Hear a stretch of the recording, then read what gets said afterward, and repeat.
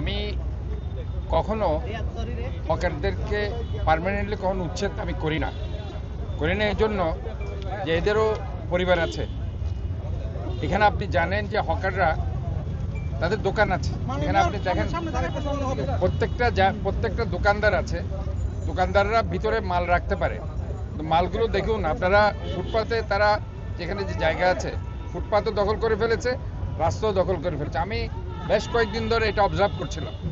আমি নিজের থেকে এখানে একবার এসেছিলাম, এসে তাদেরকে বললাম তোমাদের তো সবার দোকান আছে, যেহেতু দোকান আছে তোমরা মালগুলো দোকানে রাখতে পারো, তোমরা সমস্ত এই যে ফ্রুটসের যে কাঁঠাল বলেন, তাল বলেন, আম বলেন, যত কিছু আছে তারা পুরা রাস্তার অর্ধেক জুড়ে সেটা দখল করে থাকে, যার কারণে এখানে যানজট লেগে থাকে। আর একটা হচ্ছে এখানে ইনফ্যাক্ট মানুষ হাঁটতে পারে না।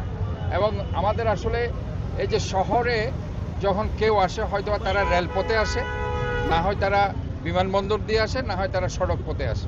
কাজে রেলপথে আসার পরে এই জায়গা দিয়ে যখন তারা যায়, সেই ক্ষেত্রে চিটাগংয়ের বাইরে থেকে যারা আসে অথবা বিদেশ থেকে যারা আসে, তারা চট্টগ্রামের ভাবমূর্তি নিয়ে প্রশ্ন ওঠায়। তা আমি যেটা মনে করি, এই জায়গাগুলো আমাদেরকে সৌন্দর্য রক্ষা করতে হবে।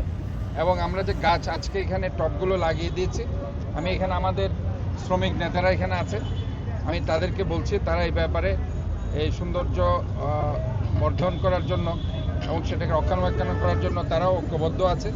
কারণ এখানে আমরা কাউকে উচ্ছেদ করছি না, তাদের দোকান আছে, দোকানে তারা মালগুলো রাখবে, ক্রেতা যারা আসবে তারা তাদের দোকানে থেকে সেগুলো নিতে পারবে। রাস্তা থেকে আসলে নেওয়ার কোনো সুযোগ নেই। যদি বেশি পরিমাণে নিতে থাকে তারা দোকান থেকে কিন্তু সেগুলো গাড়িতে উঠিয়ে দিতে পারে। এবং আমরা এই টপগুলো এক সাইডে সারিবদ্ধভাবে থাকবে।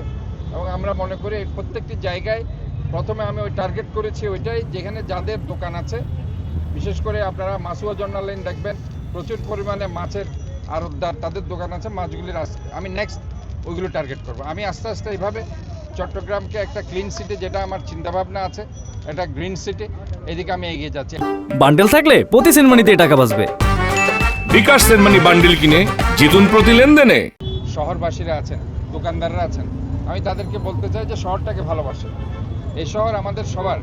আমরা দেখেছি যে গতকালকে আপনারা দেখেছি আগ্রাবাদে আমি গিয়েছি, আগ্রাবাদ কমার্শিয়াল এরিয়াতে, সেখানে সব সময় বিদেশিরা আসে, বিভিন্ন বিজনেসম্যানরা আসে, বিভিন্ন দেশের বিজনেস ফোরামের লোকজন আসে এবং এমবেসির লোকজন আসে। তারা আসলে আমাদের সম্বন্ধে একটা বাজে ধারণা নিয়ে যাচ্ছে এবং ব্যবসায়িক দিক থেকে তখন আমাদের শহরটা ইনফ্যাক্ট দুর্বল হয়ে যাচ্ছে।